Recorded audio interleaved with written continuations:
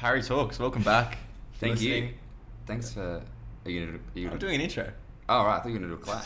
I've already done a clap. Maybe we'll start it on your clap. Anyway, thanks for sticking with us. It's been a while since the last podcast, but episode 32 is here. And you're back with a bang. Back with the biggest interview I've ever done in my life. This isn't it. Probably looking at... I'd love to start off the return with truth only. Oh, yeah, I know true. we're in a post-truth world, but it'd be nice to... This isn't the biggest. This is maybe the smallest. Are you talking about in height? Am I the highest? Am I the tallest? I'm talking in character. in pure personality. Yeah, it's been a while, and if you're looking at the screen, if you came from the Instagram, you'll notice a brand new, spanking fresh as episode artwork and thumbnail. So shout out to Wesley for that, hooking us up with that. It's beautiful. We've got the man. I got to take his word for it because I haven't seen it. I'm just gonna. We keep that on the back end until. It's a secret. The man, the myth, the legend, Hauskey. How are you? I'm one of those things, but I'm good. Yeah, thank you. Which one are you? A Legend. man. Oh, yeah, a male. When people say a man, a myth, a legend, what does the myth mean? What does that mean? I don't know. I think it's just carried through from Scandinavian culture. Is it Scandinavian? No, I made that up. I don't know.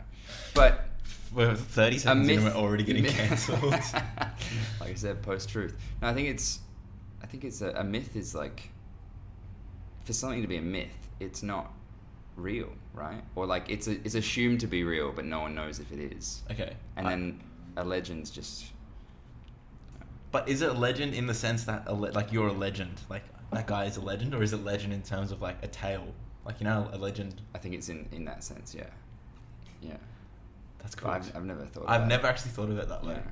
Man, the myth, the legend. I don't think any of those things make sense. Any of those old things we say. Yeah, like gender. They just stick around. Like gender. Exactly. It's cooked. Yeah, it's so cooked. Oh, but now it's fried. It's been flipped just at the right time. We're Absolutely deconstructing cooked. language already. Where is this gonna take us? They said no drug talk. Panadol. It's perfect for that. It's perfect for that. No, I'm not there yet. Just starting to deconstruct words. What is a word? It's a bunch of sounds, right? Definitely. Yeah. This is what I had this thought the other day, late at night. I was like, why does spelling matter anymore? Like, it's just communication. So if someone can understand what I'm saying, who cares how it's spelled? Yeah. I think there's like a point where it's like nice to be good at English. Do you know what I mean? Like, Yeah. like when it's like poetry or something, or like an author, and you're like Stephen King, and it's like, wow, you write really well. But like when it comes to like just chatting to your friends exactly. or whatever, it's like, why bother flexing with your thesaurus? Who cares? Your $5 words. I got a few $3 words. I haven't quite got to the $5 amount yet. Well, working in music editorial, I'm on the same $3 words every week, baby, every second day. I'm telling you, if you analyze the amount of unique words in each article that I write, close to none. Yeah, three or four, right? Yeah. Yeah. Spacey vocals, love it. What else is good? Never. That's No? disgusting. Okay. I only say up and coming if I write. Are you talking about yours? Yeah, my specifically? writing. Right. I thought you meant generally. Because on Twitter, I'm always seeing music journalists go on about how much they hate all the, and I do as well. I hate it. Like all the usual terms that you almost read it and you just switch off. You're like, I don't even know what to think of that, because it just seems so like annoying. so typical. Yeah, I only really say up and coming, or it's like it'd be an insult to call this artist up and coming. Like, they're here now. Yeah. And I use that phrase constantly. But you never hear the opposite. It's like down and going. It's an insult to say Or up like, and coming because they suck. Here and not going anywhere. Yeah. Up and coming, here and not moving, down and going would be the 3 stages of your career, right? Yeah, and something sonic soundscapes. Vast. Sonic soundscapes. Yeah, just creating beautiful sonic worlds. That's a nice thing to say. It's got a lot of alliteration. There you go, $3 word, alliteration. Sonic soundscapes. I can actually watch this transition into an interview. You ready? So was this not? I thought we started on the clap. Yeah, we did. No, we're live. Okay. But apparently you make music or something, so we might talk about that. I'm not particularly interested in. We're talking about music journalism. That's related, me. Right? Are you interviewing me? The tables are being flipped. It's honestly my favorite thing to do, though. Interview people? No, just Or like have a conversation, just flip it. Just have a conversation. I like that. Yeah. When did you get into music? How did I get into music? Yeah. My parents loved like just good music, and then like in high school. And did they pass it on to you, or they? No, not really. It was omnipresent. you're like bad music. It was just omnipresent, the way just like music was in our lives. And then I went to high school, and one of my friends sent me Yonkers by Tyler, the Creator, and my life changed. Amazing. But I think, and what a place to start. Exactly. You're just trying to distract me from doing my job. I can see you just getting my brain and just digging it up. That is a good place to start, though. I think those first, like, I'm always fascinated hearing like super young kids, like, 10, being like, I'm into the Beatles or something. Yeah. And you're like, yeah, you're gonna be all right. You're gonna grow up just fine. Do you think how much do you think that your listening that early on is still reflective in your taste now? Heaps. Really? Yeah, heaps. What were you, I just spinning? think like the more that you're exposed to, the better. Just because like you get an appreciation for it, and I think it's harder to like gain that appreciation the older you get. Like no one's like getting into their 50s and 60s and like developing an appreciation for something completely foreign. Maybe, I don't know. I'm sure that does happen, but I don't think it's like harder to do. It's like learning a language. Yeah. And I think that's actually probably the best analogy. It's like learning a language, and when you are, super young, like before 10, you can learn like 5, 6, 7, 8 languages if your parents and your educators want you to. Yeah, like it's so easy. And that stays with you for forever. So I think it's the same thing with music. It's like if you're exposed to rock and hip hop and jazz and blues and folk and everything, then I think you develop into someone who is just like, I just like good music, good songs, good vibes, and it's not so much about what's hot, but just like what's good, I guess. Yeah. Subjectively, what's good. Subjectively, what's good. Yeah, but I think like good films, good films unite us, right? And if something is good, it's like it's good because a lot of people think it is applicable to them in some way, and like they connect with it. That's what I mean by good. Yeah, but does that mean? And like good changes throughout time, probably. Yeah. Okay. To some degree. Those records that you could play to like someone who's never heard like Ella Fitzgerald, and you ask them what they think of it, they're probably not going to say it's shit, right? Yeah, definitely not. It'll always come down to worst case. This is cool, but not for me. Yeah. And that's like if you make a record or something that's can be described as that as its minimum, like you've done something right. Yeah. Like I get it, but I don't particularly like it. Yeah, it's not going to fit in my life. Yeah. That was Tones and I for me. Like I wouldn't put it on, but I get it. I think that it was so funny watching people, especially like just generally like hating on her like on the internet. And it's like, you don't fucking have to like everything. It's just calm down. Like I get why the general public likes it. Yeah.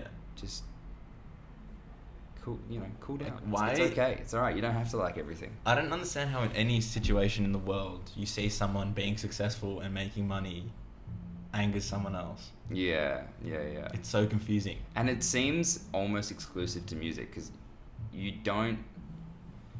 It's like an active seeking out to like have a go at them. Yeah. Whereas like in film, if a movie's bad, it almost becomes its own event, like The Room, or like movies that are just like actually awful almost become a meme in themselves. And I guess there is that kind of thing in music as well, but it's like if you don't like it, I don't think people go out of their way to like throw mud at it as much. Exactly. And people aren't throwing mud at movie directors for just like missing. Yeah. Like, oh, sorry. But I guess that's because it's more of like there are so many more people involved in it, and it's not like it's not one person putting their face to it. And even if it is one actor putting their face to, like, as the lead actor, you know they didn't write it and direct it and produce it and, you know, that kind of I feel like Australia has a pretty shit history with that, though.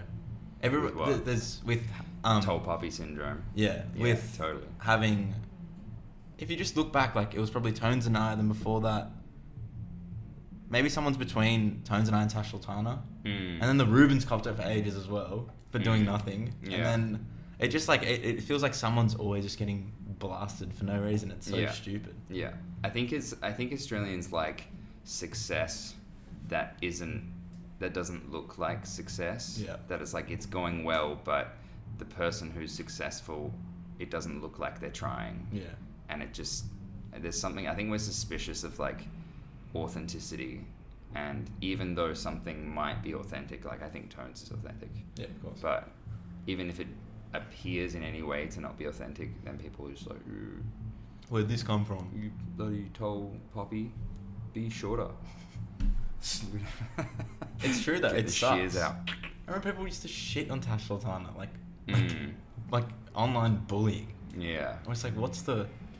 Well, in a way, like, and this is...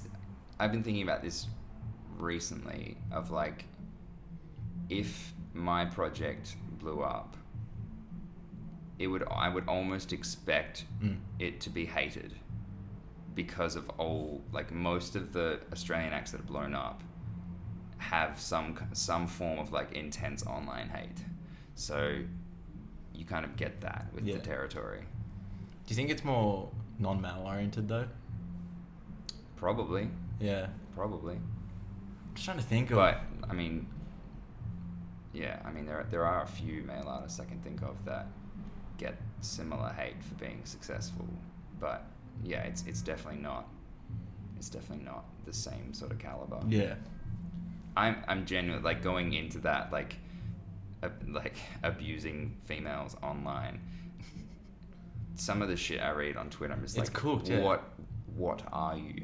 You have to get off Twitter. I think I hate Twitter. You're not even human if you write that kind of shit online. I'm just like, even if, like, you wouldn't say that to someone's face, and the fact that that's even in their head to say to someone is bizarre. Even saying, like, negative, like, even just, like, vaguely negative comments online. Like, I would never go on someone's Insta photo and be like, you look whatever. Yeah. Like, what?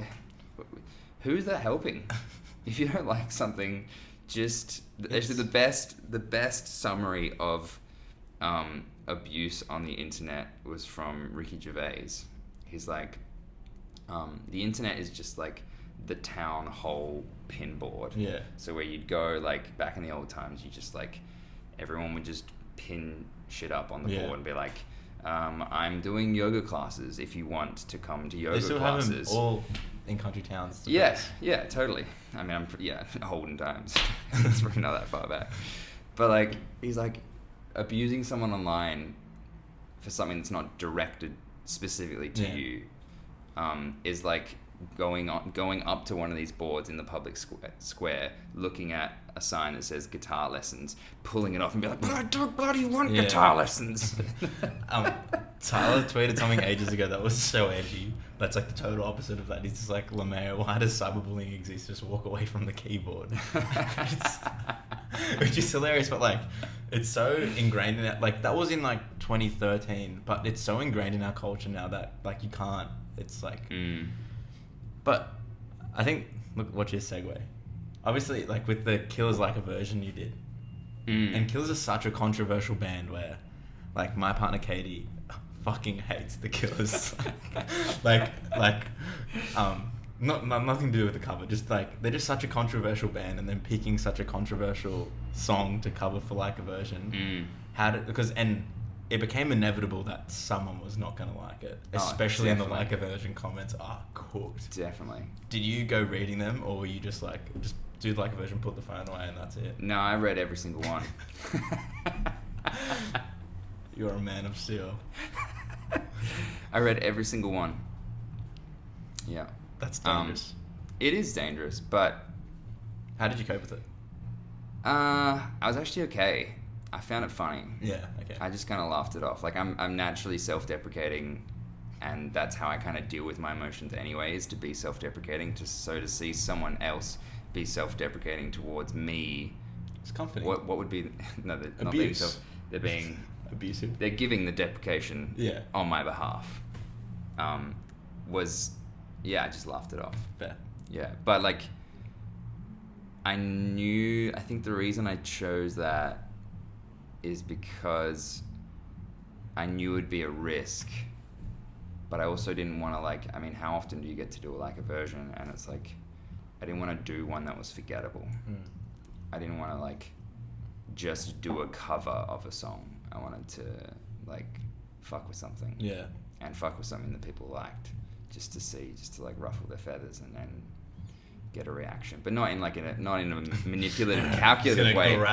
But just in like lead singer of the Killers. But just like in like, if you're gonna do something, like make fucking go for it. Yeah. You know, I don't know if I regret it. I don't think I do. Like there were so many other songs that were options as well, that when I listened to the demos that I did, I'm like, maybe that would have worked better or whatever. But like, who cares? It's done. Yeah, exactly. I liked it. I had fun playing it.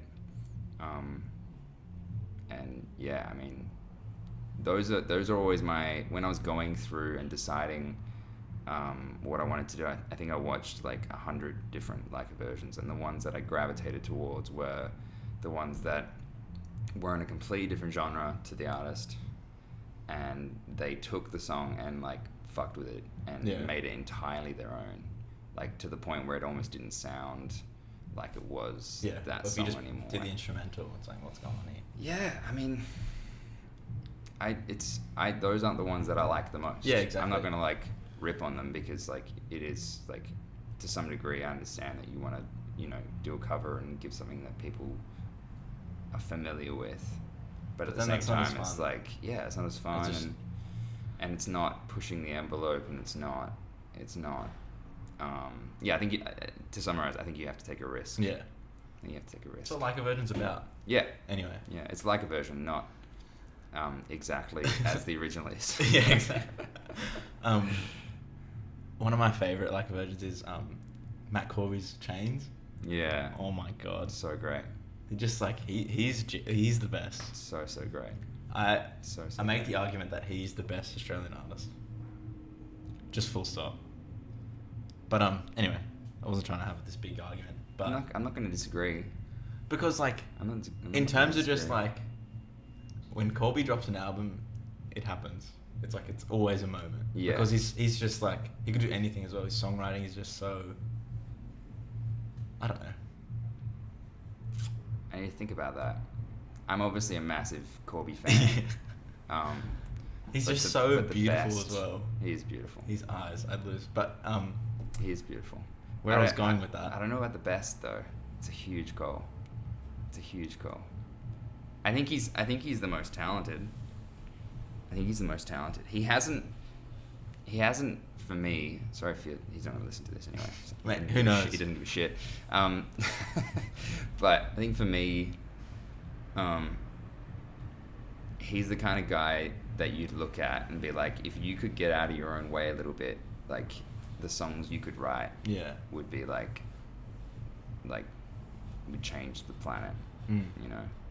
And I think he's that kind of artist that is so in his own head all the time, and so like doubting himself and questioning things, and like, and I know he said this in interviews and stuff before, but yeah, if I'm sure it's something that every artist struggles with, but like, yeah, I don't know, there hasn't been like, actually there's one or two tracks that I'm just like, that's a fucking great song on the last album. Like every time I listen to Miracle Love, I'm like, how does this exist? That's a fucking great song. And there's so much of D'Angelo in that as well, which is what I love.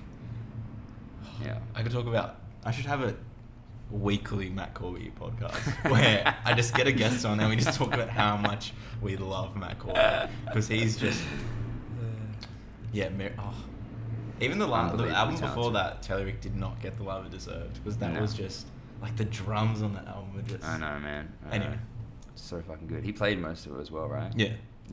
It's cooked. Yeah, so talented. He has like the perfect lifestyle, because he's just like up north, has his own place in wherever, and Rainbow Valley, and just writes and records all day, and then without any shoes on. Yeah, without any shoes on, which is another bring you back to like a version. Yeah. Oh yeah. What were the other like versions that stuck out with the big for you, with the big covers, the ones that flipped classic songs on its head? Recently the Lime Cordiale. Yeah, huge. Yeah, just because it was like it was them. Yeah. But it was like a song that you're like,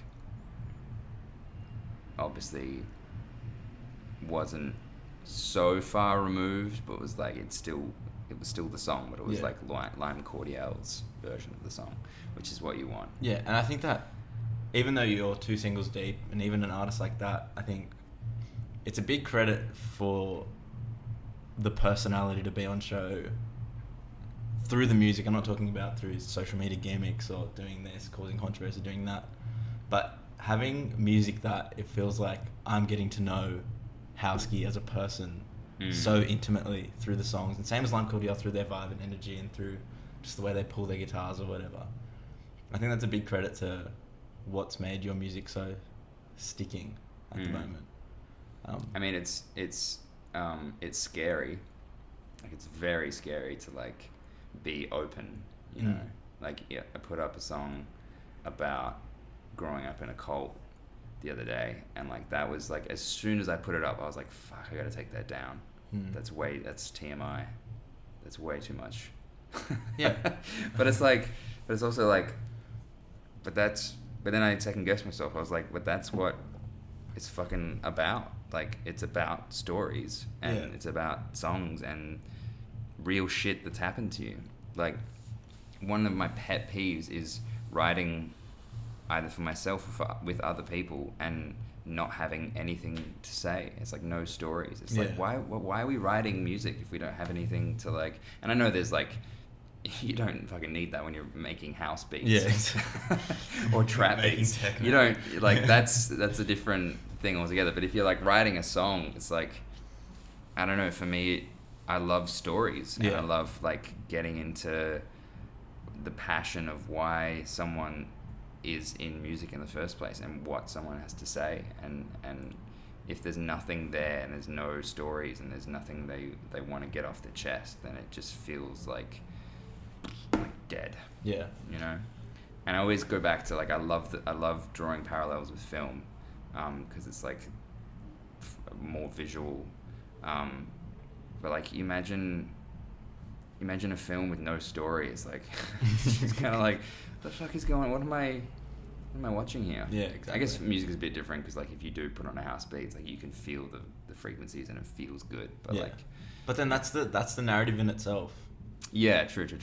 So if you're a songwriter, a producer, some people say, and your energy is just like, I just want to tell this experience of me in a club that time through a 7.5 minute techno song, then that's still narrative, I think. Yeah, totally. Totally. And but that would be like the equivalent to me of like, so you have the story at the heart of it, and then like the production is like, okay, how do we tell the story? Like, where do we set the film? Like, what colors do we use? What actors do we use? What time frame is it set in? Like, what era? And like, what's the energy of the movie? Like, is it a Michael Bay, like, explosions and light flares and shit? Or is it a A24 indie flick? I'll ask this later. This is good. And you talk about then just being honest and open is hard, and you did do a lot of songwriting for other people before. You put Hauskey out. Still do, but less. Yeah. But I mean, sorry, like you hadn't had that Hauskey project front and center with your little face on it. How was it transitioning, songwriting wise, opening up and telling your stories now instead of telling other people's, with your face and your name at the center of it? Or was it like, as in like the process of doing that, or how did it feel for my stories to be? Was it like, was it just like a matter of time where it's like, I was eventually going to get there and you're ready for it, so that's why you did it? Or did you throw yourself in the deep a bit and just like, you know what? I mean, it's what I've always done, so it doesn't feel strange at all. I've always written songs for myself and had other projects, and like that 9-piece hip hop band Up and Up and Anders and all sorts. Like I was always writing songs for myself. But I think obviously you're gonna feel more attached to something that's you, rather than like if I work on a song with someone else, it's like it's their story and it's their vision, and I'm trying to like make it get as close to their vision and what's in their head, exactly, as possible. And that isn't always as stirring because I'm not them, you know. But if suddenly it's my thing and my vision and my story, then it's like, okay, I'm like attached to this, you know. Yeah, and I think starting with Slow in telling that Hauskey story was super cool because there's so much wit in that song, but it's still about something that's like pretty serious and relatable too. But there's just like there's so much you in that song, and I think when I showed people that song, the first thing they thought of was the bins line. Yeah. But then they were like, this hook is great, these chords are great, the story's relatable. So how did Slow come about? When did you write that in the vast time? I think that's like, I'm proud of that song just because it's kind of like where the evolution of my writing has got to. It's like maybe 4 or 5 years ago, everything I wrote would be like super poetic and like almost indiscernible because it was like deep and dark and depressing, but it was just like so poetic that no one understood what the fuck was going on, and it's like you needed a PhD in literature to like piece it apart and like and get any meaning from it, you know. And I don't think that's what music's about, and it's not why people enjoy listening to music. But that part of me is still there, like that dark, self-deprecating part of me. So it's like I have been trying to figure out how to make that more relatable, and that was just kind of a revelation for me. Just being like, I am that in every day, so why don't I just write about that? Exactly. You know, and that was an argument I had with, not that I don't argue with my partner hardly ever, but that was one time that we're on our way to a comedy night, and I was just like, I was tired just being a dick, you know, and it was just one of those stressful weeks. I was being a dick and all this shit was happening, and I forgot to take the bins out the next morning, and that was just kind of like the last straw. And I was like, shit. And I wish every song was this easy, but I just picked up the guitar and started strumming some chords, and that hook came out. It was just like the easiest song I've written. And it had all the like, it had like a description of me as a person in the verses, which I really like, but then it tied into the story of what actually happened in the chorus, you know. Yeah. One thing I find super interesting about you, and just like having listened to the way you're speaking about music generally today, there's you like a lot of different music, I feel. And the Hauskey project is pretty tight in its sound so far. So was there like a decision to be made at the start being like, this is what I want Hauskey to sound like? Or was it just like, this is the music I love writing? There was no other option in terms of just sonically? Or is that even not a thought? It's just like, this is just what falls out of me? No, I definitely put together like a one sheet of like what I thought Hauskey, what elements I wanted to pull from different things. Like I love bass, like I love a real bass, like a real bass line, and slap bass and funk and jazz bass and all those elements. So I really wanted that to be key. Like a real, I think drum wise, like Continuum is, John Mayer's Continuum is like the perfect drum record. Like the way the drums sound is just like perfect. And I think I'm always trying to get some Steve Jordan into my tracks, even though they're programmed. Although Brody Simpson plays on some of them on the upcoming EP, but yeah, it's trying to get back to that feeling of like the way the drums on Continuum feel, because they just and probably Voodoo as well. But from a writing perspective, like from a sonic perspective, I'm always trying to counteract or contrast with what I'm singing about. So even like it's quite melancholic and dark and at times depressing, but I wanted to feel the opposite of that, so that it's not a chore to like explore those emotions. Yeah, exactly. You know, it's not like, man, I like this is tough to listen to and this is draining. I wanted it to feel like you could go into those, and I guess it's the way that I deal with emotion generally, like in a humorous, light way, putting that into the music, and the music feeling light and fun and bright maybe, and that's not all the songs, but you know, it's what's been so far. It's interesting you say that, because I feel like Somewhere for me does the opposite, where I listen to the lyrics and it's an escape, like straight away for me, because it's just like the lyrics and like the beat, the production on Somewhere is just pure. I put that on 2.5 minutes, I snap out of the world, and then I come back after. Yeah. Whereas Slow, I think,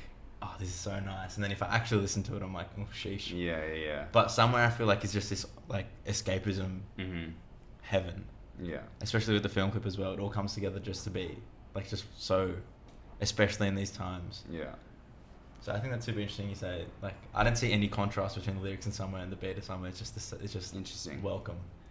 Yeah. But then I guess you could argue, but you shouldn't want to feel like that in the first place. Yeah, but the lyrics in the chorus of Somewhere, like, sometimes nothing really makes sense and I want to pack my shit and leave. Yeah. It's like, that's not necessarily, I don't think it's a positive thing to feel.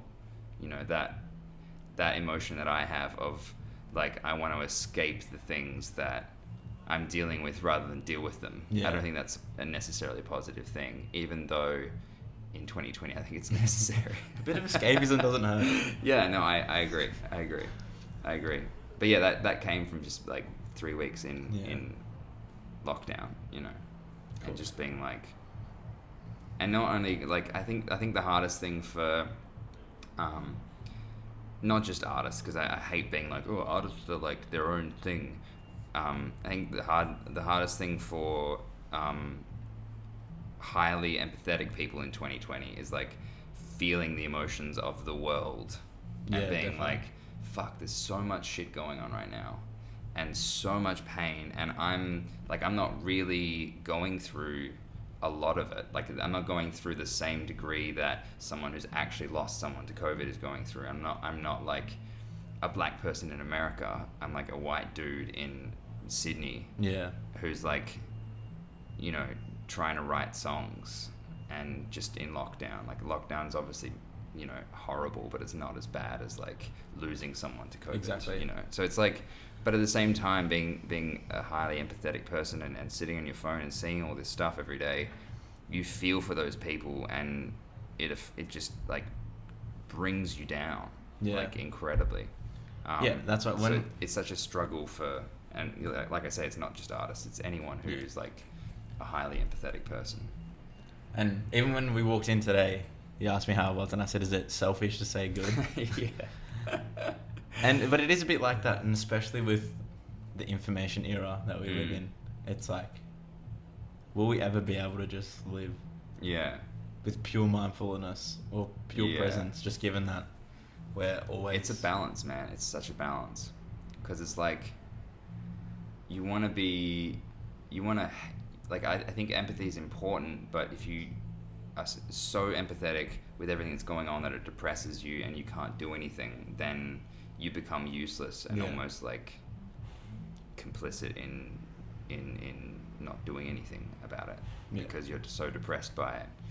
So I think it's like this balance of just being like, well, I know it's there. I have to try and remain positive, and what can I do about it? Yeah. Like what can I actually do about what's going on right now? You know, Makes like sense. I can donate to this Black Lives Matter cause, or I can like actual actionable things that are like this. If I do this, this will make a difference. And anything that I can't do, like, is not. And it seems insensitive to say it's not worth worrying about, but it's like, it's just sucking energy out of you. Exactly. For no like good reason. And the reason you care is because you want to help fix it for a good reason. Exactly. But yeah, it's this whole you know what I'm haven't talking had about. nuanced conversation about 2020 like that in a while. It's always just, how you mate? Yeah, it could be better. Yeah, same. Or like an email saying, hope you well in these crazy times. Way like, too whoa. deep about it. Way too deep. No, I think we have to. Otherwise, I feel like the conversation of how are you, especially today, is so unique. Like in 2020, because no one's as good as they could be. Yeah.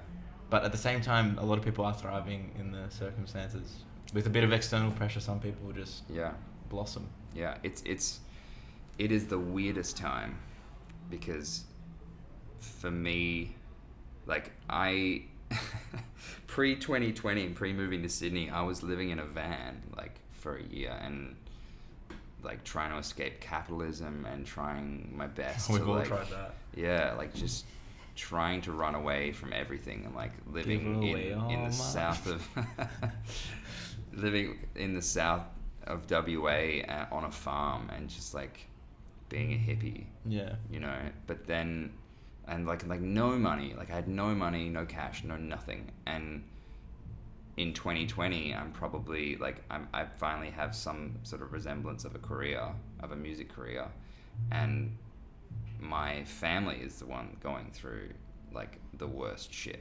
You know, my brother broke up. This is probably TMI, but my just brother spilling all your family's.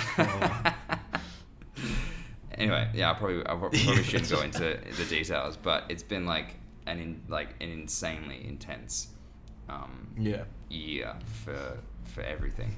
Dude, my Uber here was crazy. He was like, I don't Uber everywhere, guys. This is a very rare occasion that I Uber somewhere that when it's not after midnight. Yeah. So please forgive me, because I know I'll cop shit for that.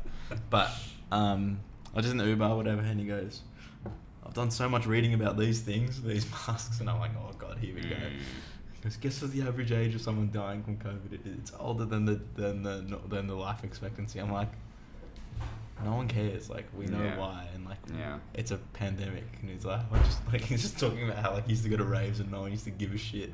I'm like, so did I. It's called being responsible. Anyway, that whole mask thing is I don't know how it's it so got. cooked. I don't know how it got so politicized so quickly. Well, actually, I mean, it's kind of obvious that it did, but is there a debate on right now? In the States, yeah. Jesus. Hell yeah. You follow much politics? I feel like you would. Too much. Yeah. Yeah, too much. You know who's really good? Who? I think we fall on the same side of politics. This streamer. Presumably. This streamer Hassan Piker. He does on Twitch, and he just goes on Twitch and just reacts. He reacts to all like the Ben Shapiro, Stephen Crowder, and just like and just picks them apart. Like, but it's so funny. He's such a character and such a personality. It's so good. Yeah. And like he's just so awesome. And I feel like especially online, there's not many good progressive like political figures other than like Friendly Geordies. Yeah, it's tough though, because I think anyone who like joins a side or like goes, I'm like, if you're in the States, I'm a Republican commentator, then it's like you're on that team. And the only way you can make money, But so often the truth is like in the middle, and it's neither left or right. It's like a little bit of left and a little bit of right. Yeah. You know, and it's like, let's take both of those things and combine them, and that's where like the actual solution is. Because I think both sides are fanatical about their own things, and it's like, I don't know if you're 100% right, and I don't think you're 100% right. Like, it's got to be like somewhere in the middle, you know. The bubbles. Sorry. Just like the. It's not. Echo chambers. There it is. Yeah. Yeah, it's cracked. Endless echo chambers. It's cracked. Yeah. It's cooked. It's not like, I'm sure there are people on the left who are like want to see the downfall of capitalism. Yeah. But like, we're born into capitalism and don't realize how much a role it plays in their life. Yeah. You know, like everything they touch, look at, use, interact with in the day is thanks to capitalism in some way. But it's like, yeah, but we also have to like stop destroying the earth. Yeah. So it's like a bit of both. It's like it's like, yes, we have to be greener, but like the actual fundamentals of like free trade and like you can do whatever you want with your time and try and make money from that. That's a good thing. Yeah. You know, I feel like a lot of people. This is capitalism, right here. Like us being able to be like, let's do a podcast. Yeah. You know, in this dingy ass pub. Just kidding. In this communist pub. I feel like it's not communist. Sorry. So many people. Like, I don't want to have a whole political yarn, but so many conservative people like, oh, the left just wants to strip down. They want a communist state, and they play that card so much. It's just like, whereas there are some progressive people that are like really reasonable about like. Yeah. We should just like make people have affordable surgeries. Yeah. And like, God, I just want to fucking bring the system down. Yeah. I'm absolutely on the left. Like, I'm absolutely on the left. I just think that demonizing people on the right is kind of what got us Trump. Exactly. In a way. It's like we said we like didn't listen to them, and like, because there are like genuine issues in the States of like city towns of like cities and towns that have been ravaged by coal no longer being used, and it's like 3 million jobs in the US are going to be gone to like automating trucks in the next 10 years. So it's like those are like real things. Yeah, and to just be like, no, you're just a redneck, shut up, is like not a good way to deal with it. Because then some fucking maniac like Trump goes, well, I'll represent you just because I like power, and then he fucking gets elected. People are cooked. Man, you almost feel insane engaging in like the Trump sphere, because it is just like mind numbing, the lies and the deceit and him as a person. Ugh. This QAnon stuff's so cooked. Oh man. It's funny because like, and not to go back to my upbringing in a cult, but I see so much of who Trump is and who the leader of the cult I grew up in was, and just being like, man, the parallels there are so strong. Like, Trump is a cult leader. Yeah. Are you willing to open up about this cult? Or are we just gonna, what was it? I didn't call it a cult until someone sent me an article about it, because we were talking about like how weird it is that like I grew up in like remote Perth, and we were homeschooled, and like we were the only, like, we didn't really socialize a whole bunch outside of like the homeschooling network, and they were just kind of like, that sounds odd, and I was like, yeah, I never really thought of it as odd, like it was just like the way it was. But then they sent me an article by a lady from, I think it was Georgia or something, Michigan, can't remember. But she was like, yeah, I grew up in a cult called ATI. And I was like, oh, I've never thought of it as a cult, you know. It's just been this thing, it's just been like my childhood. Yeah. You know. So it was weird. It was a weird experience to be like, it was a cult. Yeah. And it wasn't like, I wasn't in the cult for like 10 years or something, but it was like, it was enough of the childhood to be like, hang on. Yeah, and to be like, okay, and to look back on it and be like, oh, those years I was spending trying to reverse all the things that I was taught in that system, you know. Even just like the way I saw the world as like a fundamentalist Christian who was like, because ATI had like, they would tell everyone what to wear, what to listen to, and as a homeschooler they would give you books and you could only learn from those books. So like you're learning science and maths and everything from the perspective of this one fundamentalist Christian dude, Bill Gothard. Like, it's fucked. Like, and that was just kind of like how it was. Yeah, and So messed up. So messed up. Now it explains my fascination with cults. Yeah. But it's funny, like, before I recognized that it was a cult, I'd watched these cult documentaries, being super interested in them, but not really knowing why. Yeah, it makes sense. And kind of like judging the people in the documentaries, like being like, why, like, oh, you're so dumb. Like, why would you get sucked into that? You know? Yeah, but a lot of them and are. it's like, fuck, that was me. A lot of them had lived lives before they entered cult, so. True, Right. true. But I can now sympathize with, like, just the inability to think outside that world, because that's like just your whole frame of reference. Exactly. And there's usually one person who's like bearing over you, like some sort of father figure, you know? Yeah, it's super. That's what sides of politics are, though. Totally. But yeah, it's interesting, like, looking back at songs I wrote, like, coming out of that, in that period where I was trying to, I mean, I'd physically escaped, but mentally escaped from ATI. And just, like, going back to, and, you know, reading those lyrics and stuff was, like, so much a part of my writing. And it probably still is a little bit, but maybe a bit less. Yeah. Damn, that's cooked. Yeah, it's so bizarre. I don't even like to put too much of an emphasis on it, because I don't want to make a bigger deal of it than it was. But I definitely look back now and like, you know, through, because I didn't really have much of a dad growing up either, so it was a mixture of those two things. And just looking back on, and it's been mostly this year that I've been going through it all, because I think, like, everyone's had the time to kind of like reflect on shit, and like emotional stuff's popped up. And just looking back on it, it just explains so much. So it's like it's a nice relief of being able to look back at it and go, that's why. Yeah, but that's fucking why. And it is weird, like, being able to look back at your childhood and be like, that's weird. Like, that's not normal to, like, be taught from, like, some homeschooling booklet. They're called the wisdom booklets. That's what I'm naming this episode. The wisdom booklet.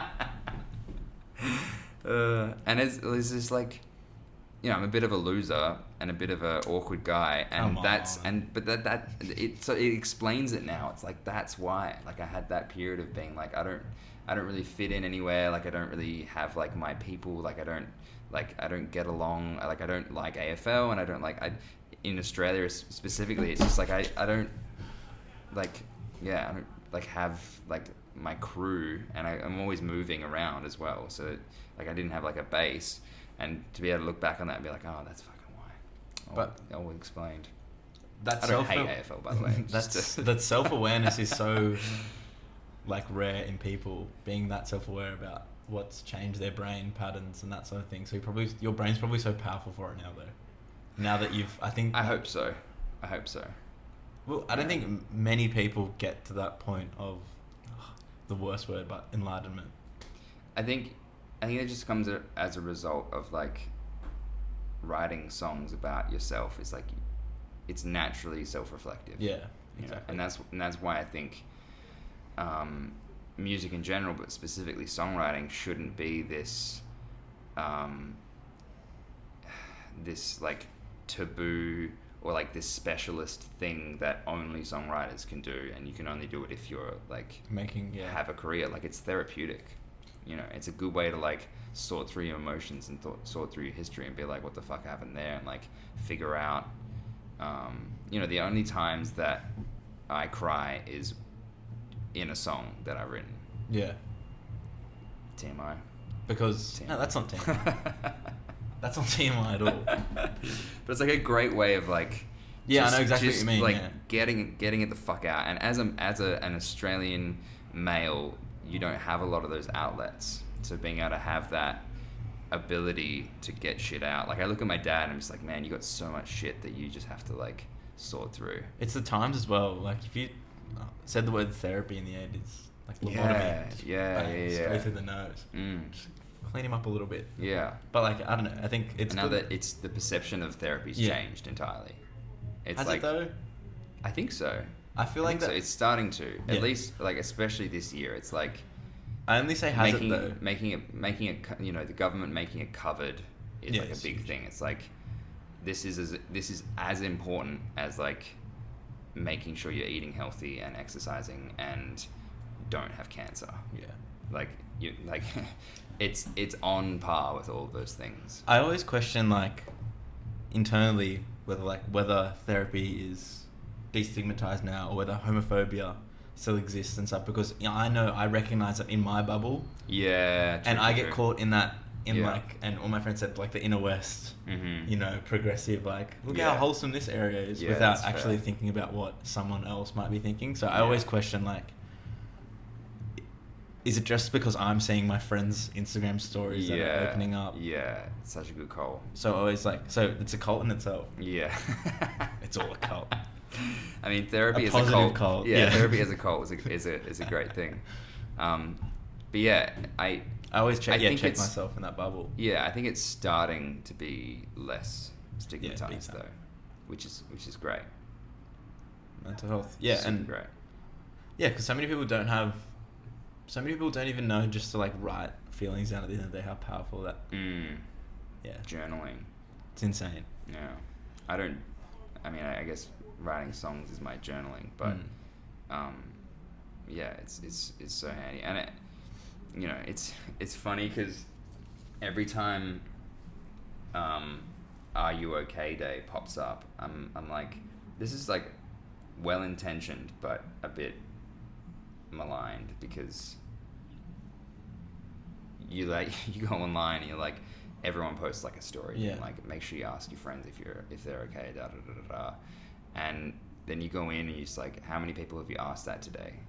You know, it becomes like a show thing. Yeah. And then it's like, if you ask someone, are you okay? It's almost in this bubble of like, it's the event of the day, so you have to ask it. Exactly. And then there's no guarantee that the person you ask is going to be honest with you, and you know. So I think it like I like the idea of it, but you definitely need to like, yeah, the therapy becoming more socially acceptable is huge.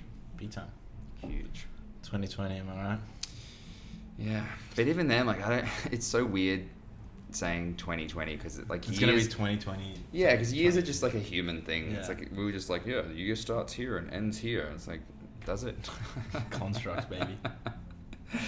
That's Yeah. flat anyway, so. Well, totally. Yeah, exactly. And COVID is a hoax. I trust my listenership, and I trust your fans as well. To know that I'm being sarcastic. Who knows though? I'm definitely being sarcastic. Yeah. See, you just have to say it. Yeah, I'm definitely. Before we being get sarcastic. sued. By Fauci.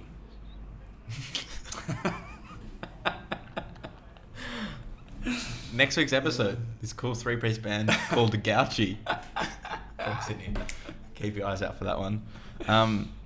Shit, we're about to hit an hour. Let's Really? lighten it up a bit, God damn. because my girlfriend Katie is moving house today, That's exciting. and Are she's you- unpacking all these boxes. And I'm having You guys the most woke conversation I've had in years with Hauskey. You guys moving in together? No, No. Are you gonna help her, or? I just turned 21. Ah, okay. You gonna help her? Yeah, definitely. Right. So pack up here. You can't. Some boxes. You can't live with a girl when you're 21. It's a bit intense, I reckon. Okay. And plus, I am so broke. Right. And I'll explain off the record why I'm so broke. Because I might get some other people in trouble Yeah. that I don't want to get in trouble. Fair. That sounds really sus. I'm not doing anything illegal. No, I'm sure. All jokes, I am doing some illegal stuff. But it's not me that's doing the illegal stuff, it's someone else. Anyway, we'll explain later. So Fauci. So, 2020, I picked up some really edge habits, some weird habits. Yeah. I get so much reward out of like riding my stationary bike in my garage. Like I almost find it more enjoyable in the garage than I do like going to the Like Coos River. exercise Yeah. bike. Right. It's just When all you said these weird stationary habits. bike, I imagined like a bike constructed out of stationery. Pencils and erasers. Stationary village. Also, my mum's been buying like little packets of chips, and every day I'll go down at 11 o'clock and have recess with like a piece of fruit and like a little packet of chips. So I've been developing these weird habits working from home. But That's intense. Have you picked up any weird habits this year? I feel like so many people have. Or you're just a weird man all the time? Just a weird man all the time. I've actually picked up some really good habits. Nice. I've always looked at exercising as being a bit of a man's thing to do, and didn't really move much last year. So as soon as lockdown kicked in, I was like, all right, this is my chance to like actually start like taking care of myself. So started jogging every day, and I've been doing that almost every day, and the last month been doing yoga every day. Nice. And just feel just a million times better. Mental health is a lot better as well. So sometimes it can be so patronizing to say, like, if you're struggling, like, maybe you should exercise. Yeah. It's so but it is so crazy true. how well it works. And you generally feed the body, feed the mind, baby. Yeah, exactly. Which is the most bro-y thing I've ever said in my life. Because you can't But think it's your so way. true. You can't think your way out of depression. Exactly. Yeah. Like you have to like and forcing your body into a state where it's like raises your heart, your heart rate, and like actually gets you moving and gets your brain active. It's like that's the best state to be in. Exactly. But yeah, it does feel, and I know that last year if someone had said that to me, I'd have been like, fuck off, man. Yeah. Like that's not what I need. I need like this song to be good, and that'll make me happy, Exactly. Yeah. But it's so not true. Just ways to find mindfulness. Like some people just like meditate in the morning. Yeah. And they are on. Yeah. They're ready. All their head noise is gone. Yeah. But yeah, exercise for some people works. But exercise is like so good because the brain's a part of the body. Yeah. So many people forget that. Totally. And if your body's feeling good, then your brain's gonna almost definitely feel good. Yeah, it's such a stereotype for artists as well, and for musicians of like that stay up late and sleep in heaps and just sort of eat baked beans and not generally look after yourself. But I think like I'm way more creative when I'm looking after myself than if I'm just a slob. Yeah, big time. Like way more, because I don't know if you can force creativity, and when you put your like body and mind in a state where it can actually function at its best, and you're demanding it to be creative, then it's like way better. Big time. Way better. I mean, when I was studying at Whopper, I definitely went through that like 18, 19 sort of phase of staying up till 7 a.m. That's so cool. And sleeping till 4 p.m. That gives me so much anxiety. It was great. I still really do, like, as much as I'm trying to keep like a reasonable. My girlfriend and I were lying in bed last night for 2 hours watching TikToks. So it's not going. It's not going entirely well, but as much as I try to keep a good sleep pattern, there's something beautiful about 2, 3, 4 a.m. because it feels like the world is doesn't exist. Yeah. Is gone. It's like you're not getting notifications from people because everyone's asleep. There's no events you have to go to. You're not running late for anything.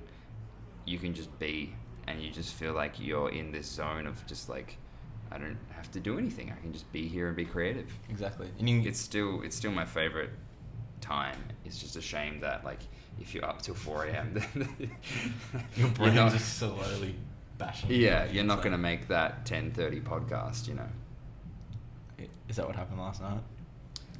Look, I have to say it. No. You were half an hour late. What was half an hour late to everything? Okay. And I'm really just sorry. It's the last thing that I'm trying to like fix about myself. Well, not the last thing I'm trying to fix about myself. There's plenty I want to fix about myself, but the last like really persistent habit I have is being late. And I find that like the first time, because that period where everyone was in lockdown in New South Wales and you didn't have to go anywhere. So as soon as like it opened up again, and I had my routine of like, okay, I'm up here, I'm doing this, then I'm like in the studio like writing by like 9 or whatever.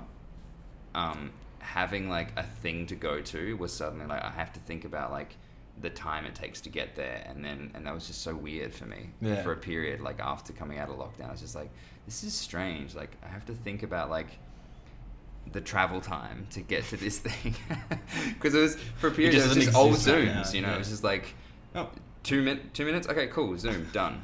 Like I'm at the meeting. We're here. How have you been handling the Zooms? Are you a fan? I hate every second of them. Yeah. I'm a people person. Yeah. Like I need it. Like I love if I can do a meeting in real life now. Yeah. Get me there. I'll travel half an hour. I'm not afraid. Yeah. And it be COVID safe and all that. Yeah. But I hate. Just doesn't work. It's got some positives, I think. For uni, I love it. Yeah. Because it's just like for some things it's great. Yeah. Boom. Yeah. Exactly. I'm here, baby. And for like, I did a Song Hubs writing camp virtually over the weekend, Friday, Saturday, Sunday, Monday, and there were like a few really great positives. Like not having to travel anywhere was nice, as much as I would have liked to have been on the Gold Coast. But like being in my own studio where I was like familiar with everything and had everything that I was familiar with, and you know, I knew my monitors and I knew like the keyboard and how to fit it all in. And then also just there's something about, it's going to sound weird, but something about being on my own in a studio which doesn't feel as pressured as if you have someone there who, like an artist who like isn't like active as much as you are on your computer, and is kind of sitting there like on their phone or whatever. I feel that pressure of being like, I've got to like get this done and like make it good, and like, you know, like get this done by like this time. But like if it's on Zoom, a lot of that pressure's gone for me, which is kind of nice. And it's opened up like collaboration overseas, which is cool. Exactly. Like now it's like doing a session with someone in London or New York or LA. It's not weird to do it on Zoom. Yeah, exactly. And I think that normal. Zoom will stay. Yeah. Totally. After COVID. I mean, I hope there's like a slightly more stable option. Yeah. I don't mind it. All right. It's become a verb now, hey. It's just like, let's Zoom it, you know? It is. Final question. I ask this to everyone. It's a bit of a stitch up. It's not nice. Okay. It's not nice. You have to nominate or nominate someone else to come on Parry Talks. Who do you think would have a great conversation? Who deserves their story being told?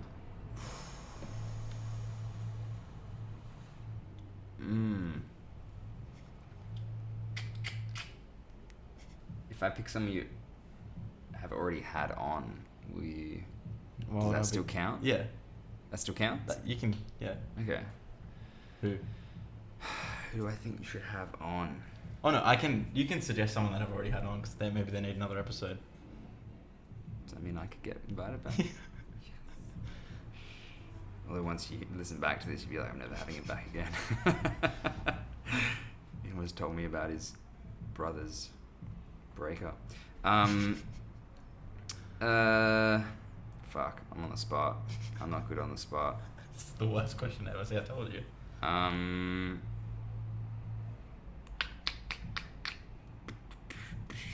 You know who I reckon? Who? Boomchild. Boomchild. Should have Boomchild on here. Okay. Boomchild. Yeah.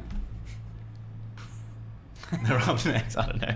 Because I don't know. I don't even know if they have a permanent membership, but there's like 7 or 8 of them, and that would be a phenom podcast.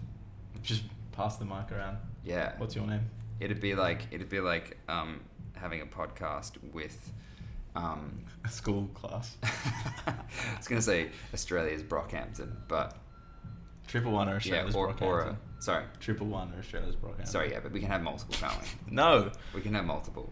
Maybe they're more Australia's Odd Future. Brockhampton 1, Australia's Brockhampton Maybe 2. they're more Odd Future. Okay, Odd Future then. I'm down with that. Anyway. Was that a good answer? I don't know. Yeah. You put me on the spot. I just don't think it's like the most interesting podcast, and lots of people would be interesting. Who's already been on my podcast that you're leaning towards? Not Jack Luma.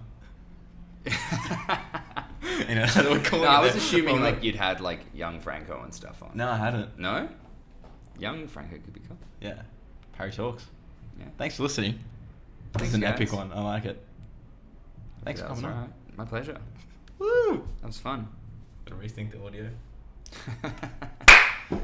Boop.